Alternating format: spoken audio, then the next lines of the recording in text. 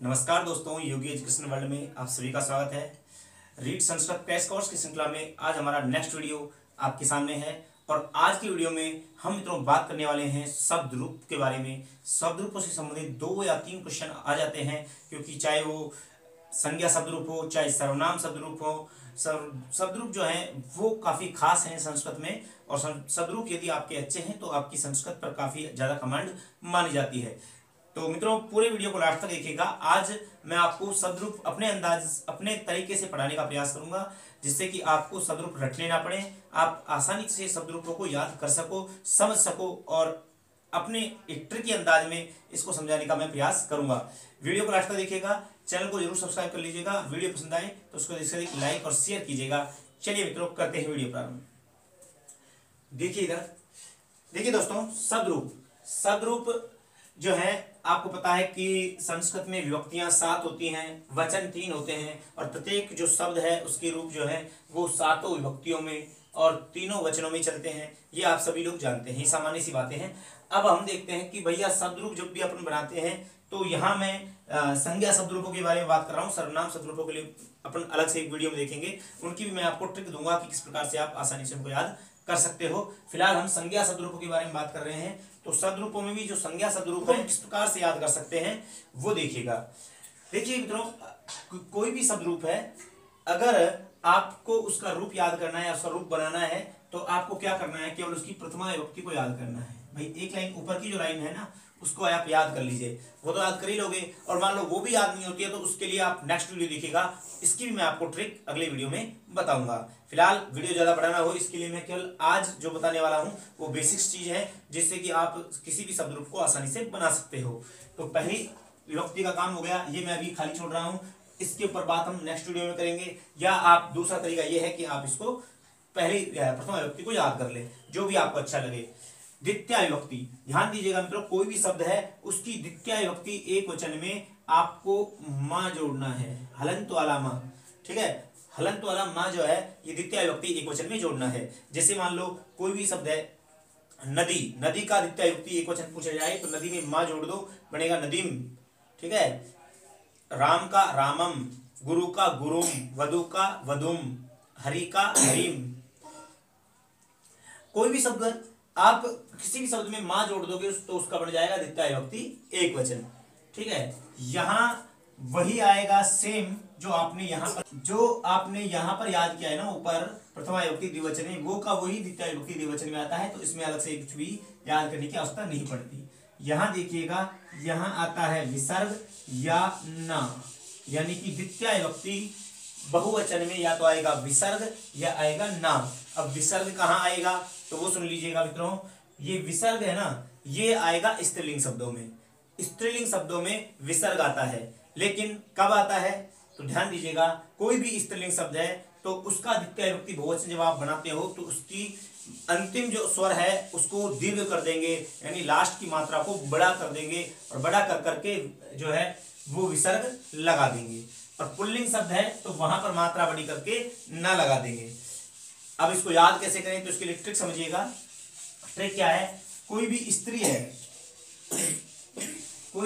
है तो स्त्रियों का अधिकार है बड़ी होकर के क्या लगाती हैं वो बिंदी। ध्यान दीजिएगा, स्त्रियां जो बड़ी हो जाती हैं तो क्या लगाती हैं बिंदी। तो बिंदी एक नहीं, ये लो साहब आज के फैशन चल रहे हैं 2 बिंदी। ठीक है, तो 2 बिंदियां लगाती है कोई भी स्त्री बड़ी होकर के, क्या लगाती है बिंदी। और पुरुष यदि है, और पुरुष जब बड़ा हो जाता है तो उससे कहो बिंदी लगा लो तो वो कहेगा ना, वो मना करेगा ना। और आप जिद करोगे बिंदी लगाने की तो हाथ में डंडा ले लेगा, डंडा ले लेगा मतलब हलंत ना। ठीक है, तो ये आपको ट्रिक ध्यान रखनी है कि स्त्रियों का अधिकार है बड़ी होकर के बिंदी लगाना। और पुरुष से कहेंगे कि पुरुष बड़ा होने के बाद कहें कि बिंदी लगा लो तो क्या कहेगा ना, और जिद करेंगे तो हाथ में डंडा ले लेगा। फॉर एग्जाम्पल देखिए, जैसे मान लो आपको मति शब्द है, मति स्त्रीलिंग शब्द है, इसका आपको द्वितीय बहुवचन बनाना है तो स्त्रीलिंग शब्द है, जब आप द्वितीय बहुवचन बनाओगे तो इसको बड़ा कर दो, तो लास्ट का स्वर छोटी ई है, इसको बड़ी ई बना दोगे तो बन जाएगा बड़ी ई। ठीक है, और क्या लगा दोगे भाई, स्त्रियों का अधिकार बड़ी होकर बिंदी लगाना, तो एक नहीं 2 बिंदी, ये लो, और ये रूप बनेगा इसका क्या द्वितीय बहुवचन में। जैसे मान लो नदी शब्द है। अब नदी में तो ऑलरेडी बड़ी है, जब इसका द्वितीय बहुवचन बनाएंगे तो बड़ी तो है ही, बिंदी लगा देंगे, तो ये उसका द्वितीय बहुवचन। जैसे मान लो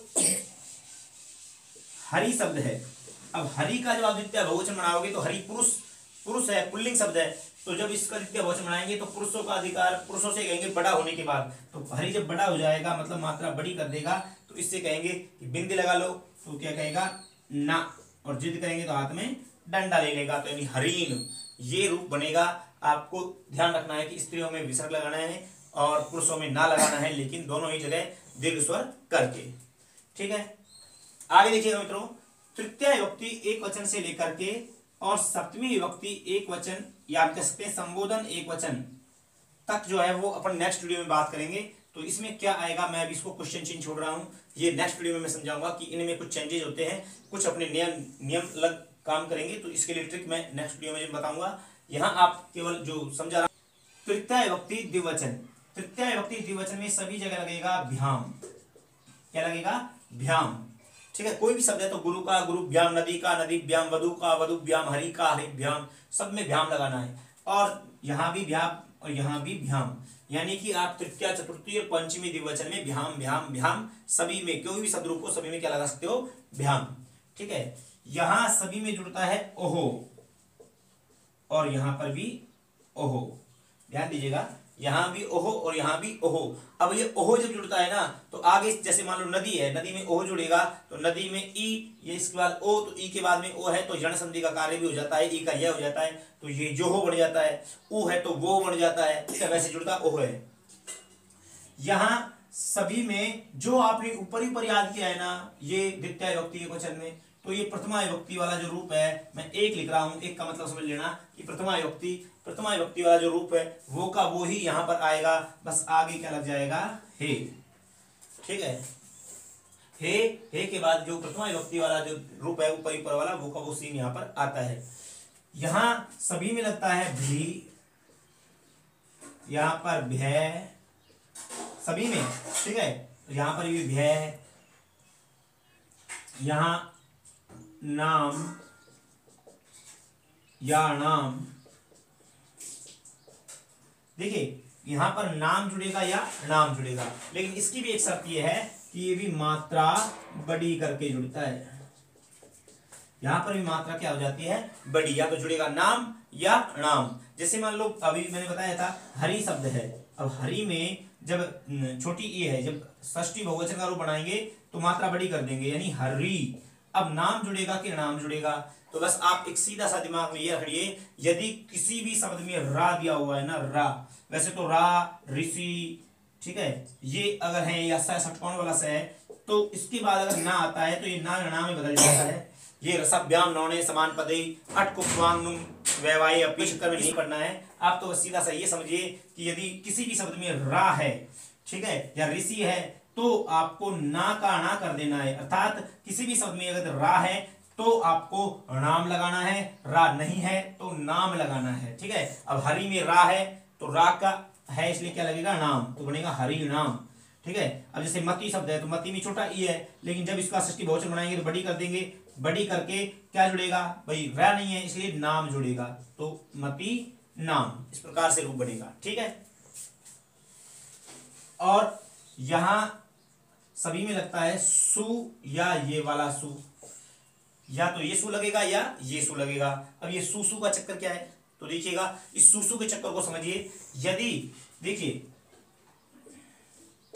एक ट्रिक देता हूं, बालक बन गया दूल्हा, एक बालक है उसकी शादी हो गई और बालक बन गया दूल्हा, तो बालक बन गया दूल्हा और दूल्हा हो जाता है सीधा, बालक बन गया दूल्हा और दूल्हा हो जाता है सीधा, तो सीधा में सीधा वाला जो सा है ये आता है, मतलब बालक के का में लास्ट में आ है और दूल्हा में आ है, ए और आ। यदि किसी शब्द के अंत में ए या आ है तो सीधे वाला सु आएगा, बालक बन गया दूल्हा और दूल्हा क्या हो जाता है सीधा, तो आप सीधा वाला से लगाओगे। और दूल्हे के अलावा बाकी सब कौन होते हैं बाराती, दूल्हे के अलावा बाकी सब कौन होते हैं बाराती, और बाराती कैसे चलते हैं टेढ़े मेढ़े, कोई ऐसे भाग रहा है, कोई ऐसे भाग रहा है, कोई ऐसे भाग रहा है, कोई बीच में से ही भाग रहा है। ठीक है, तो ये बाराती टेढ़े मेढ़े वाला सह जो है वो बाकी सब में, बाकी सब बाराती, तो ए और आ अगर अंत में है तब तो ये सीधे वाला सु, इनके अलावा बाकी सब बनाती हैं तो टेढ़े वाला सु लगेगा। तो ये आपको ध्यान रखना है। और मित्रों यहां पर संबोधन बहुवचन में भी यहाँ हे तो लगेगा ही, और यहाँ पर भी जो आखिरी पर जो आपने याद किया है वो का वो यहाँ पर सेम आएगा। तो इस प्रकार से आप किसी भी शब्द रूप के, देखो आधे से ज्यादा काम खत्म हो गया है, तो आप किसी भी शब्द रूप के जो है वो रूप बना सकते हो। और बाकी ये जो काम बच गया है और ये ऊपर वाला जो काम बच गया है इसको अपन नेक्स्ट वीडियो में पढ़ेंगे। एक बार स्क्रीनशॉट ले लीजिए। तो साथियों आशा करता हूं कि आज आपको शब्द रूप बहुत अच्छे से समझ में आए होंगे, और अगर आप इन ट्रिकों का यूज करेंगे तो किसी भी शब्द रूप को आसानी से समझ सकते हैं, बना सकते हैं। रटने की कोई आवश्यकता नहीं है, क्योंकि रटंत विद्या फलंत नहीं, आपको रटना नहीं है, आपको समझना है। और बस ऐसी ट्रिक्स को पाने के लिए, ऐसी ट्रिक्स से संस्कृत को समझने के लिए हमारे चैनल को सब्सक्राइब कर लीजिए, और ध्यान दीजिएगा कि अपने मित्रों में इसको शेयर अवश्य कीजिए। आप लोग कमेंट नहीं करते हो, वीडियोज को लाइक नहीं कर रहे हो, और हमारी मेहनत है उसके अब हमको जो मोटिवेशन है वो मिल नहीं पा रहा है मित्रों। तो यदि आप ऐसा करोगे तो ये क्लासेज आगे नहीं चल पाएंगे। आपका काम है अधिक से अधिक इन वीडियोज को शेयर करना, कमेंट करना, लाइक करना। ठीक है, तो मिलते हैं नेक्स्ट वीडियो में, तब तक के लिए जय हिंद, जय भारत।